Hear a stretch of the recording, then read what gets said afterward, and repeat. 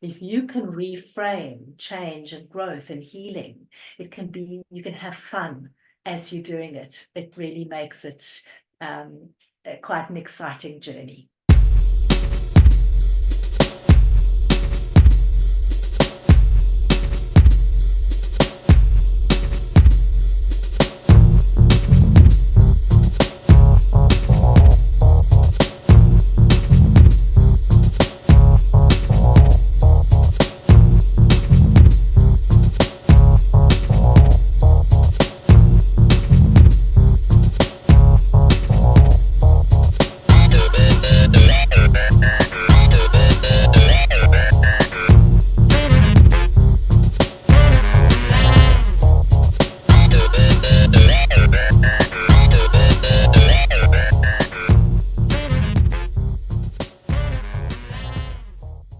Welcome to Super Normalize, the podcast where we challenge the conventional, break boundaries, and normalize the seemingly supernatural.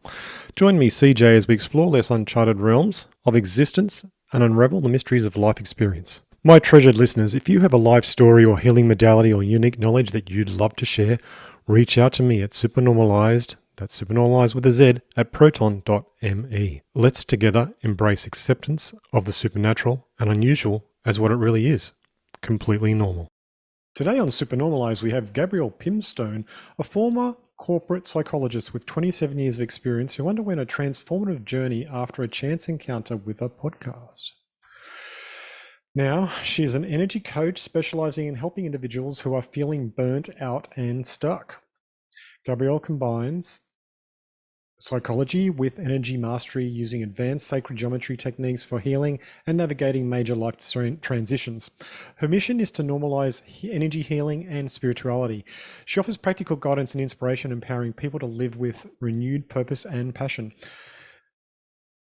Today we'll talk to her about her process, what work she does, and she actually wanted to uncover some information about her understanding of sacred geometry and how that works into her work and into your life. So I'm sure this is going to be a good conversation, and I hope you enjoy it too. And let's get on with it. Welcome to Super Normalized, Gabrielle Pimstone. Gabrielle, we actually connected over the fact that you have done a lot of work with psychology and helping people to pretty much escape the grind in some ways and the way they relate to the world, but you also dropped the hint of talking about sacred geometry. I knew you'd go there. Yeah, I've got to go straight there because I mean, Straight that's there. really cool stuff. I mean, why not, right? It's very cool. So, yeah, welcome to the show. Thank you so much, CJ. Hi to your guests. It's lovely to be here. Yeah. So I'm interested. How long did you work in corporate psychology? I mean, that's a pretty unusual sort of field to actually work in. And what is a psychologist? Do you actually Well, help corporations become conscious? What do you do? yes. Well, I'll try. It's organizational psychology, but I worked mainly for big corporates, actually banks and Oh, insurance okay. companies, and working with, lonely leaders, uh, leaders dealing with imposter syndrome, huge amounts of anxiety, burnout, indecision, procrastination, and Yes. human transformation. That's really where I've worked for 27 years. Is I'm interested in the human response to change because we're continuously evolving, and you can Yeah. either resist it or you can enable it. So Mm-hmm. trying to help, individual leaders and whole organizations unlock the key to change and transformation. Yeah, right. Yeah. Well, that's really interesting. I mean, were the people actually finding they get to a certain stuck point and then they call you, or are you actually just on call for like many organizations at the time? I'm typically called in when an organization's about to embark on change. Ah, And so that's when I was called in. So that could be anything. That could be a restructure. It could be a divestment, sale of part of the business. Maybe they're going to be listing on the stock exchange. Maybe there's a business acquisition, but things that really shake up the fabric of the organization and how the assumptions people make about working there. And that's kind of working deeply with the concept of culture. And it's a really interesting topic. And I never fell out of love with the topic. What I fell out of love with was the bureaucracy in the context. So, obviously every time you go and work with a client, you want to make the most, maximum impact. When you work in corporate systems, there's bureaucracy to contend with, and there's also toxic, dynamics and undercurrents and power plays, and you've got to really spend so much energy navigating that. And I really just didn't feel up to doing that anymore. It lost its excitement for me. And I really wanted to make an impact on lives. And I realized that stepping away from the corporate game was probably my best chance of doing that. Applying, and then I found energy and I found sacred geometry, and that's when my offering changed. And that's when I actually finally made the call, let me leave. Okay. So reading your stuff, your bio and your experience, you listened to a podcast and it blew your mind completely. What was that podcast? It's got to be good. It's got to be good. It was an incredible. Well, actually, you know what, CJ, if you listened to it, it may have had absolutely zero resonance with you. But when the timing is everything, and there were there were words that the woman used in the podcast that landed in my heart and woke me up. And really what it was an interview. Like, I was very anxious and quite depressed at the time. It was as nearing the need to make a decision about corporate, because I was really unhappy. I was a senior leader in a bank here in Australia, and I couldn't even muster up the strength to go into the office. It was during the pandemic, so thankfully I could hide behind my screen, but it got to a point where even, getting onto a Zoom call was a big ordeal for me. I was so stressed and I wasn't sleeping, and I'd actually withdrawn socially from the world around me. So it was a Sunday and I took myself off for a walk. I don't know how well you know Sydney, but Palm Beach is the northernmost tip of Sydney. It's really picturesque. Drove up there. It's about 35 kilometers from where I am, and put on my AirPods and went for a walk up a headland.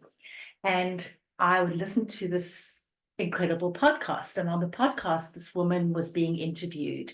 She was in such a period of grace in her life. There was so much to be thankful for. Her daughter had been involved in a car accident, but had completely recovered, had learned to walk again. The young woman had got married. She was now expecting her first child. The woman being interviewed was expecting her first grandchild. Life was good. There was a lot to be thankful for. But she couldn't shake her anxiety. It was like the minute life started going well, these were the words, always waiting for the other shoe to fall. Oh. And that was my syndrome. That was my dynamic, because when I was 9, my beloved father passed away. And I'd watched him, basically get sicker and sicker until he passed away. It took about 5 years. So I'd also lived my life with that same dynamic. And I described it. She was describing it in a similar way, but I walked away thinking, this is an invisible spiritual prison. And the bars are imaginary, they're in our mind, but we stay trapped. And for me, it was the prison was all around dread, anxiety, waiting for the other shoe to fall. And so when she said those words, and this is the power of language, it landed for me, and I was like, okay, I've got to do something about my anxiety more broadly, but I've got to do something about the immediacy of my anxiety, which was, this job that I was in. I actually went into the office on Monday and I did resign. But so that was the catalyst for me. And I'm very, very big on the power of language. I think there've been times in my life, for example, this time, as well as, sitting in therapy all those years, where I can remember instances where my therapist would find just the right word that encapsulated what I was going through. And there was such relief. I had that same relief of this podcast. So that was my story. And that really was the initial catalyst. So that was a huge turning point for you. Yes. What happened to you after that? So what happened was I dialed up my spiritual practice. And very soon, I started like an entry level, but I found some teachers who resonated with me. I started listening to podcasts because now I was a convert, but I also started doing, I don't know if you know, like Deepak Chopra and Oprah have got those 21-day courses. There's 21 days to gratitude, 21 days to purpose. I did about 3 or 4 back to back. I got really into it. I did. And then I started channeling, and I would wake up, and then I'd wake up in the morning, and there would be these sound bites coming to me, and I didn't know where they were coming from. I knew I was completely sane, but suddenly there was a spiritual gift that had opened, and I was opening up to a world beyond the visible. I still didn't know what to do with it, and then I was thinking, what's this about? And obviously the Instagram algorithms heard me because I don't know, I got one of those adverts, and it was for this chap was talking about 3-day free weekend workshop. They sales pitches, but I thought, let me go. He was talking about energy, and I thought, I'm in a place now where I'm trying all the psychological tools I've got in my toolkit and nothing's working. I've got nothing to lose. It was a Saturday, Sunday, Monday. And I did it. And by the end of the workshop, I actually signed up. And then I spent 18 months becoming an energy practitioner, 3 levels. Right. And being an energy practitioner and learning all that around energy practitioner work, what do you do with that? Well, you can do a lot with it. You can at the highest level, you can kind of branch off into possibly 3 ways. I think I've taken the third possibility. You can work with it from a psychological lens, because there's a lot you can do with your thoughts, with your beliefs, with your emotions at an energetic level. Okay. And then, so that's the one thing you can do with it. And the other thing you can do with it is you can go down a more spiritual path, which is, working deeply with sacred geometry, teaching people how to activate their spiritual gifts, that kind of stuff. What I've done is I've kind of combined those two, because my paths were always, there was 2 paths my whole life. There was a psychological path and the spiritual path. The spiritual path came much later, but so I've merged both of them. And the way that I describe it is I deal with contemporary psychological challenges in a spiritual framework. And so we're talking about everyday things like burnout, like anxiety, like loss and grief.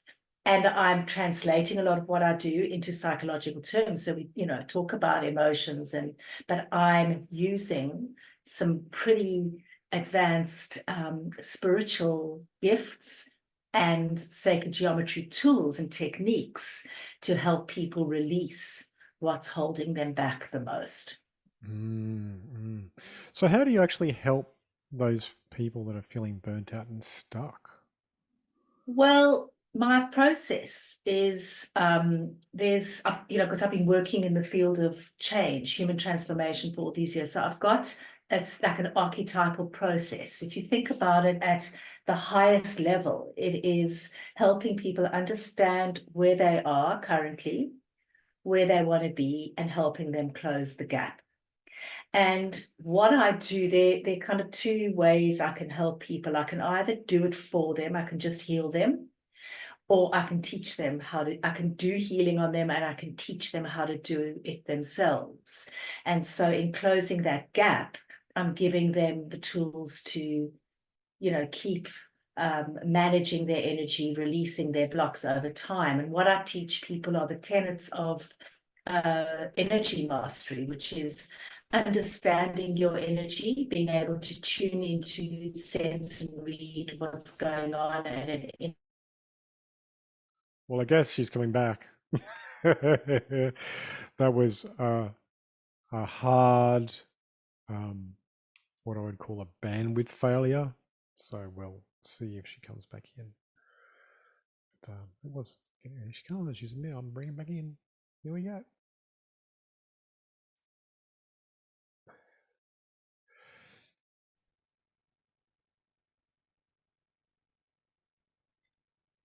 Okay. Is that better? That's much better. Yeah. All right.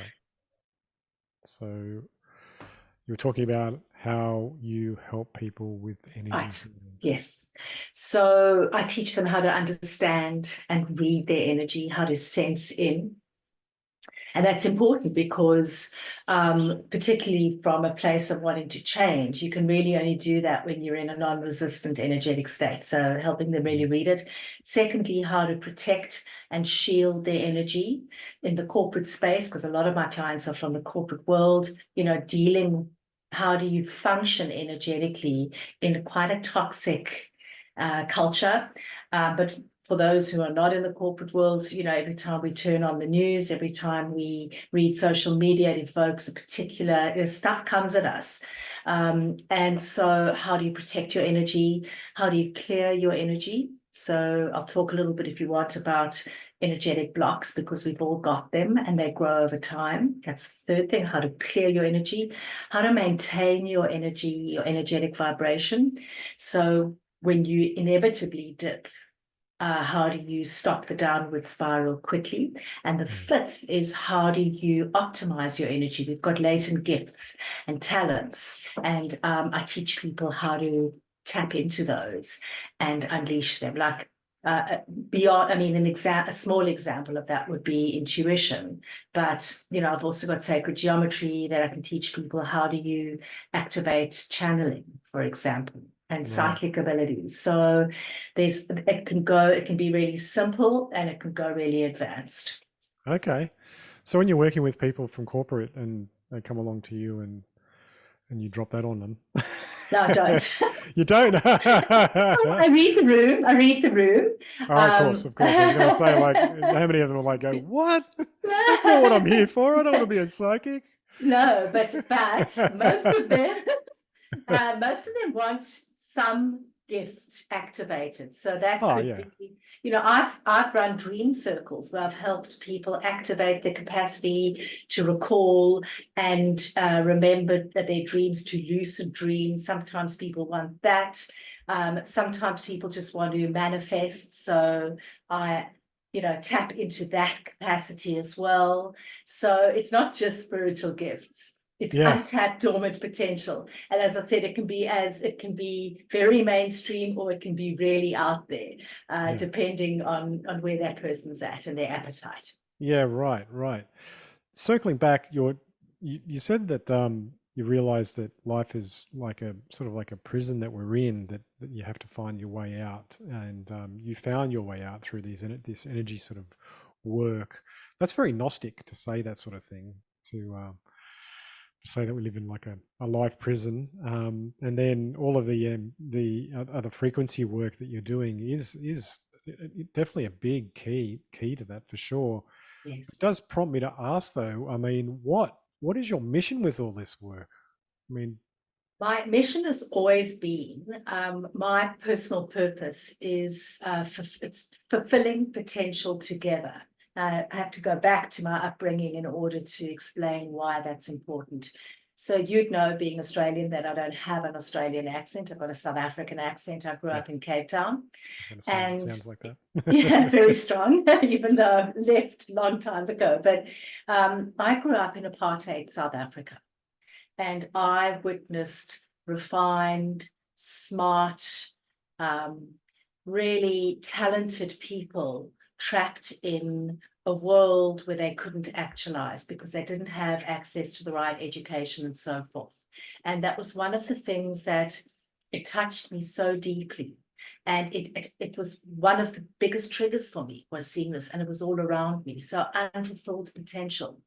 And so for me, that's my mission. My mission is actually, because I've been working at big systems, to go down to the individual level and to change lives, to help people step into the best version of themselves, actualize, you know, I believe, and I come from such a heartfelt belief, that we all have an innate human desire to want to grow into the best version of ourselves, to actualize. And I want to be the vessel for that.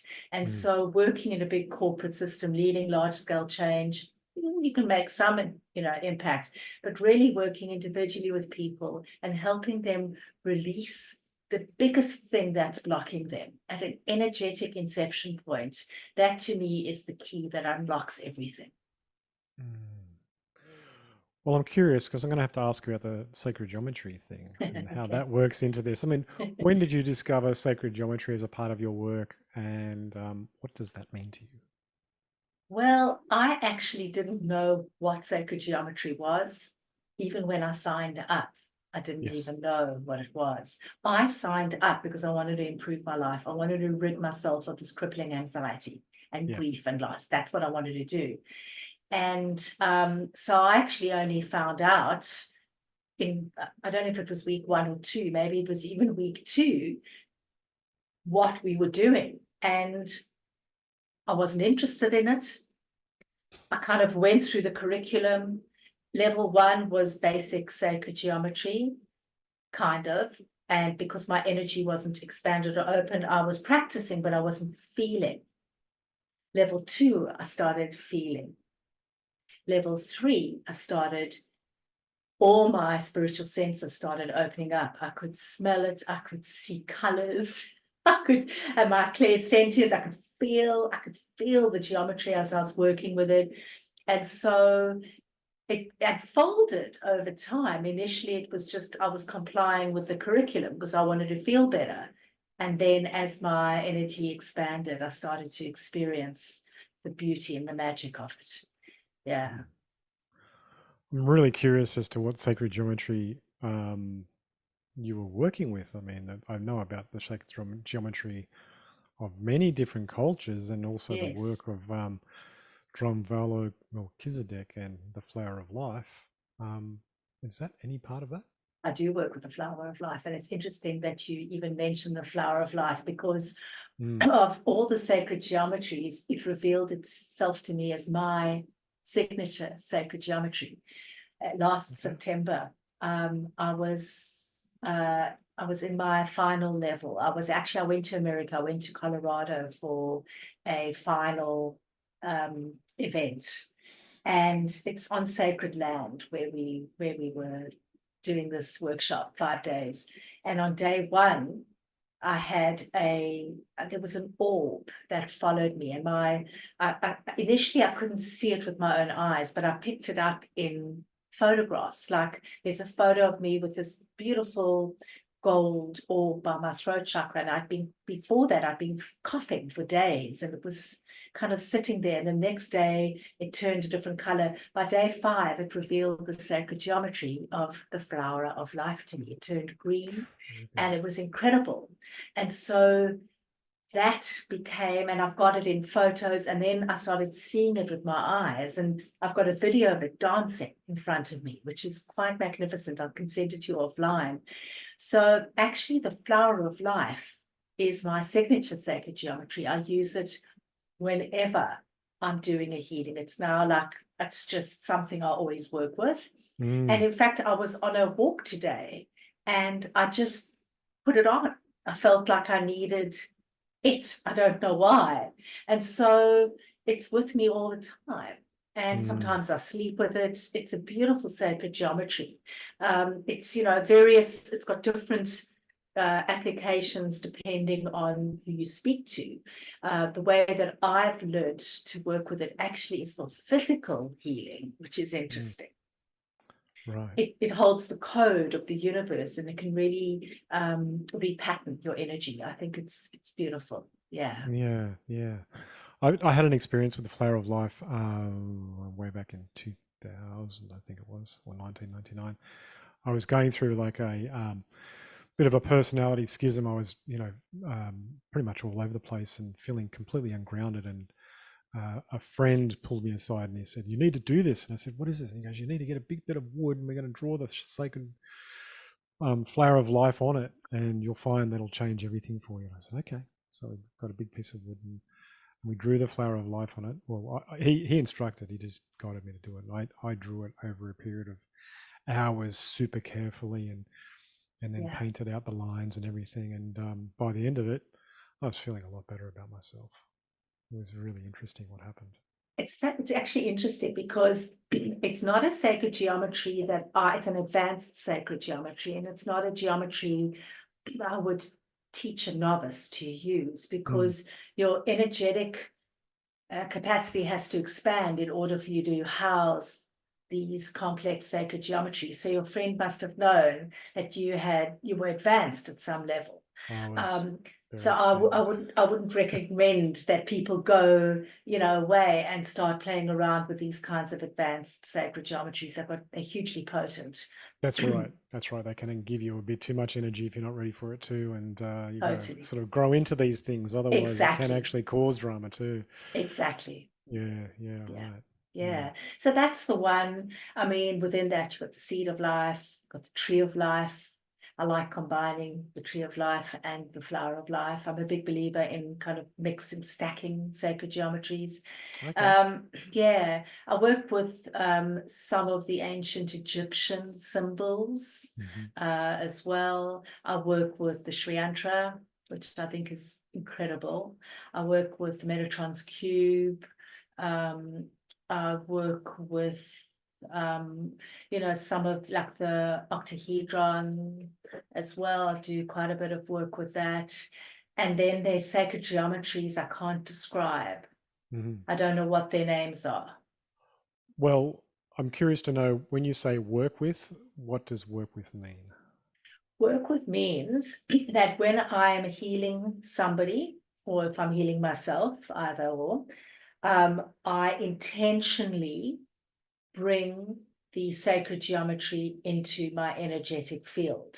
And I can do that through intention, or I can, as you can build it. You Yeah. drew the flower of life on a piece of wood. You can actually trace the geometry. I mean, I can show your listeners if you want, but you can actually build it around you, and Mm, so you do have to familiarize yourself with the pattern, mm, or you can just do it by intention. But and so what I do is I will call it in, and you can either bring it. You can actually just, if you want to build it in your hand, it's there, it's with you.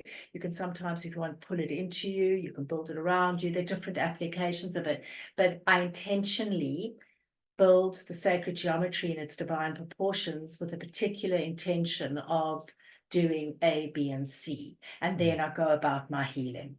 Yeah, right. Yeah, Mm, and mm, occasionally there are times where I will put my client in a particular sacred geometry as well, if I feel that they can use it, they can handle it. Typically, those will be less advanced sacred geometries, but if I'm housing the geometry, I'm channeling that energy, and then I can work on them. It's got the same effect. mm, mm. How curious. I was only speaking to a guy last week who will probably be recorded before you and actually released before you. So it's still relevant. He he was talking about when he was on the dance floor, because he actually had a lot of contact with the Enochian angels, and when he was on the dance floor, he was actually bringing the angels to the dance floor through movements, because his body movements as he was cutting the air with his hands was actually the angelic language that he had learned. Oh, wow. Yeah.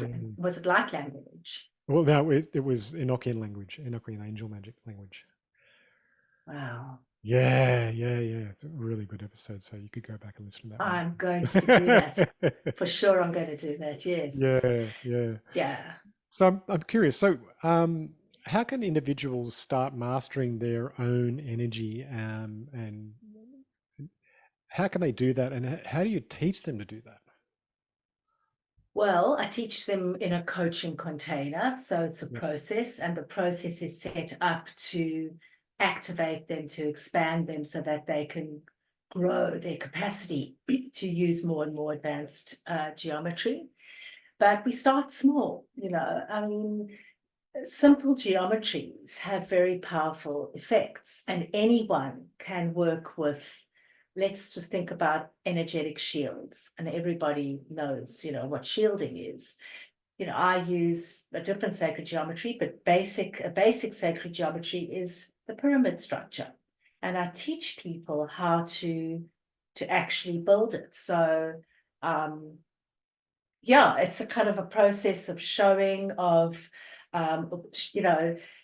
engaging them with the geometry, getting them to feel into it, and then teaching them how to build it either with their hands or in their mind's eye. And typically I'll introduce them to a geometry, then they'll go away and they'll practice it and they'll acclimatize to it because it's an acclimation process. And then they'll come back and we'll talk about, how did it go?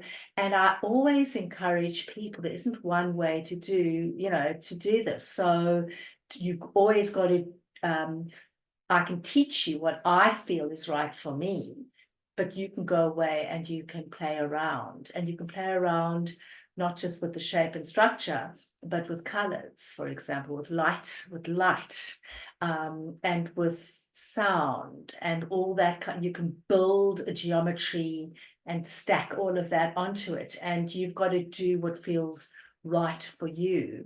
And and so there are no absolutes. I'm teaching what I've learnt and then encouraging people to find their own expression.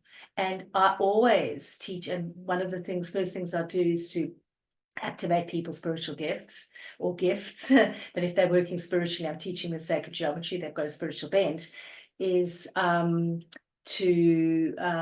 activate that, and then I get them to start paying attention to downloads. They're going to start eventually having downloads either of sacred geometry or other things, but during sleep, they may just get a sense of a shape. They may close their eyes and see something in their third eye area. So they are now finding their own signature geometry that's going to work for them in the same way as I did for me. So there's only so much I can teach them, but it's very much an individualized process. But for anyone can learn to use basic sacred geometry, the pyramid structure, for example. Before you go to sleep, imagine yourself lying in a big pyramid that is protecting you from low vibrational energy. Set the intention as you're putting it around you, that only energy of love and light can come in. And that's the way that anyone can use geometry. But it just gets a little bit more advanced, the further along you go. Okay. Do you have any examples from your work of great successes that really you look back on and go, wow, that was amazing, that you could share without obviously giving people's names?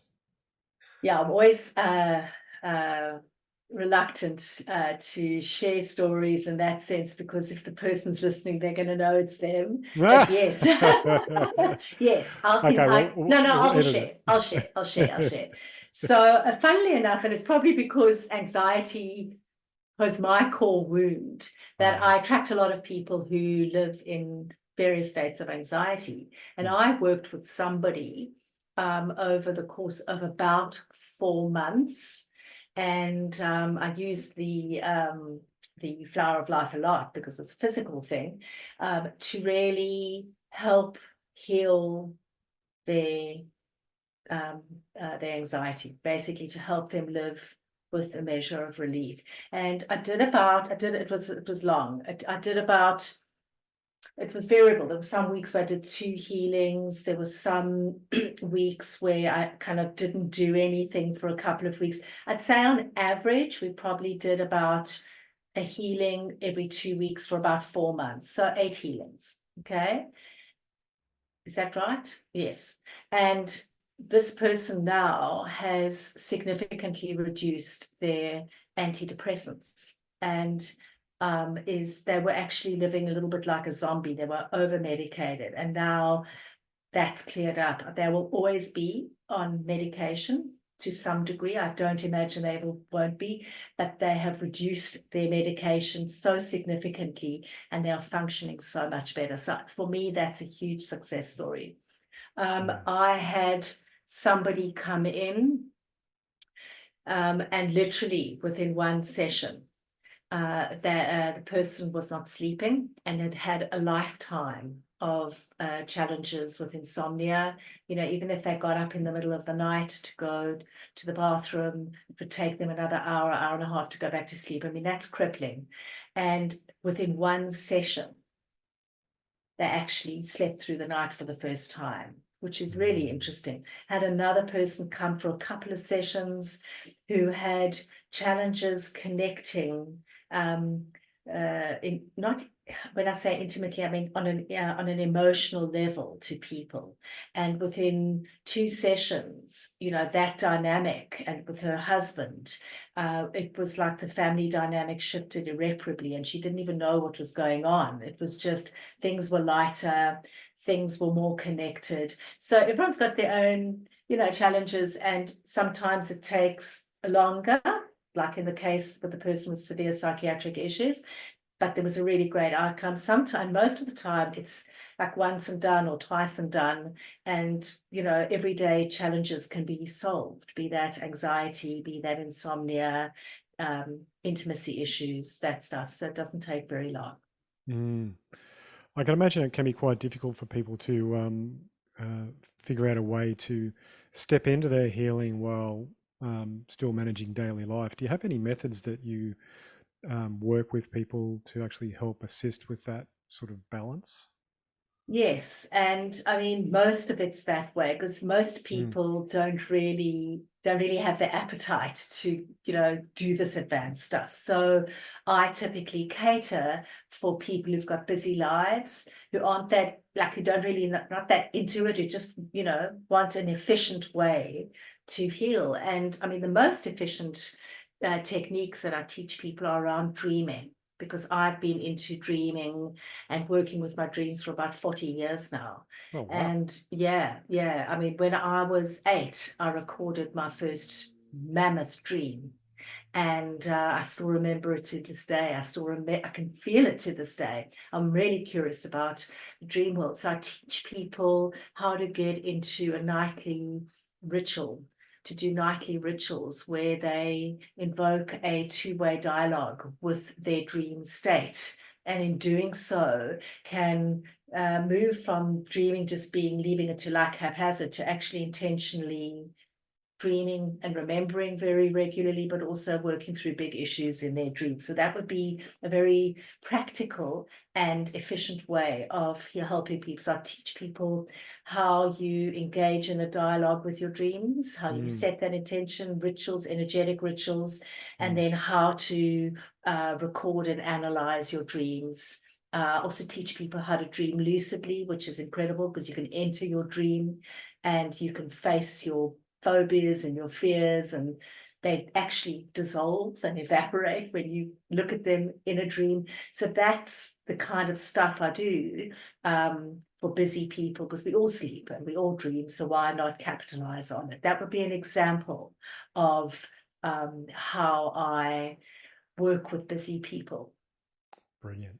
Yeah. What sort of challenges do people commonly face during major life transitions, and how can energy mastery, sacred geometry, and dreaming work address these challenges? Oh, they can address every challenge, but I think with the human transformation, I think there are a couple of very, very common challenges that I see most people going through. And the first one is getting off the starting blocks. Okay. And people, it's that invisible prison. Why do you stay in it when the doors actually open? So I think that's a really, really tricky part. And that's why working with a coach is so important. And, getting off the starting box, dealing with the fear of change and all of that good stuff. But the second really challenging things that people, go through when they're in transitions is they're trying to change their lives from the wrong energetic state. they're trying to change their lives when they're in a resistant energetic state. So what I do with people, and when I work at an energetic level, I go into the energy around their limiting beliefs, their limiting emotions, their stories, their unhelpful identities, and I help them release the energetic component of that, because all of those have giant energetic blocks. And when you release the energetic root of those issues, things really, really move very fast. And of course, when I'm doing it with the power and the potency of sacred geometry. So I think that working at an energetic level is the key to moving through, that issue of trying to change your life from the wrong state. Because when you're in the right energetic state, when you're in a state of non-resistance, problems take on a different light. You find solutions to things you wouldn't be able to solve if you were trapped in that resistant state. So it's all about getting people into the right energetic state and using really advanced techniques to release blocks so that they can move forward freely. Yeah, I think that when people are, I've experienced this myself. When you're in a certain sort of energy state, it's like you have limited choices and limited vision, and so you can't Yes. really see a way out. So that actually prompts me to ask you then: when should someone seek your guidance as an energy coach during a transition period? How do they identify that? How would that help them? Yeah. Well, I think you need to go and work with somebody. I think the clue is when you're stuck.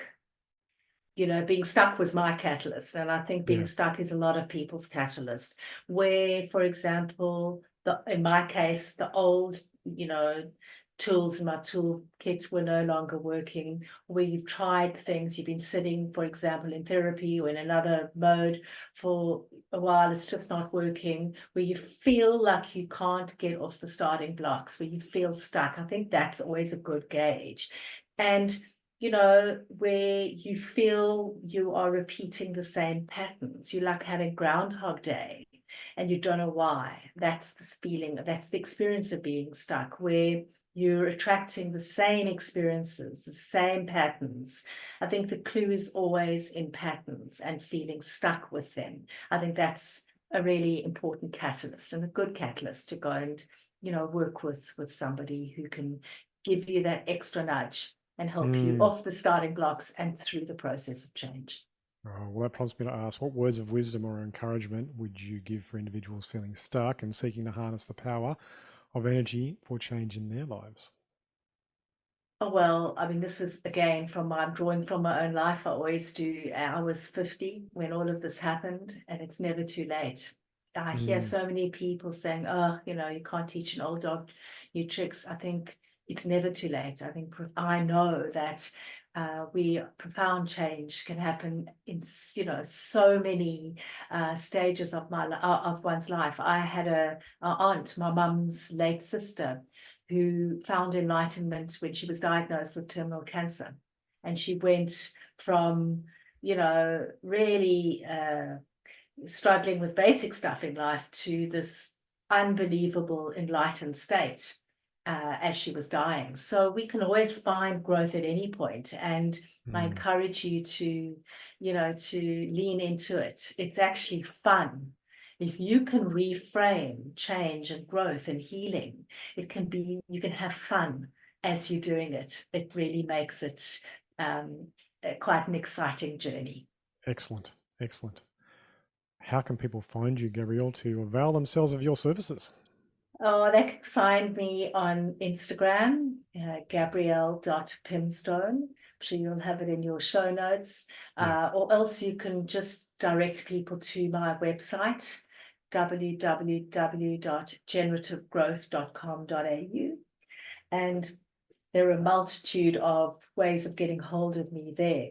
You can email, you can set up a free exploration call, you can click on links to all my social media. So that's also another way to get hold of me. Brilliant. Brilliant. So, is there any question that you think I should have asked that I didn't ask? Wow. Um, wow, no one's ever asked me that. I asked that when I ran out of questions, to be honest. I'm sorry. No. No, Sometimes I run out of no, questions I because don't. well, what happens is you actually, I ask you some questions. The thing is, you go and knock out all my other questions. Like, oh, now Oh, what am I going to ask? I think you really asked it all, honestly. What would I mean, no, I think, I could talk forever. So don't get me started. And it's late here in Australia, so we probably should wrap up. No, I think it was a comprehensive and really thoughtful process, and really nothing more from me. Excellent. Oh, well, in that case, I'll say thank you so much, Gabrielle Pimstone, for coming on to Super Normalized and explaining your understanding of energy healing, sacred geometry, and how you heal people. That's really cool. I really appreciate your time. Thank you so much for having me. It's been lovely to meet you. It's good to meet you too. All right. I'll say goodbye to the listeners. Bye for now. Well, that was an interesting episode to hear somebody talk so passionately about sacred geometry in a way that I find fascinating. As I explained, my experience was quite profound when I had it, because it actually was unifying. It actually helped bring back myself all together at that stage, because I was pretty far out there from certain things. I hope you've enjoyed today's show, and if you have, please reach out to Gabrielle and tell her that you have enjoyed the show as well. That would be really appreciated. And if you think this could be good for you, maybe go to her site and learn more about her services, and do what you can there. And if you have enjoyed this show and you think somebody else could benefit from it, please share this show to that person. One person's enough. That would actually make them happy, and me too. Also, the usual, if you haven't done it yet, get onto your podcast app and give me 5 stars, even if you don't believe I'm worth 5 stars, but I might be in the future. And thanks for listening. Until next episode, bye for now.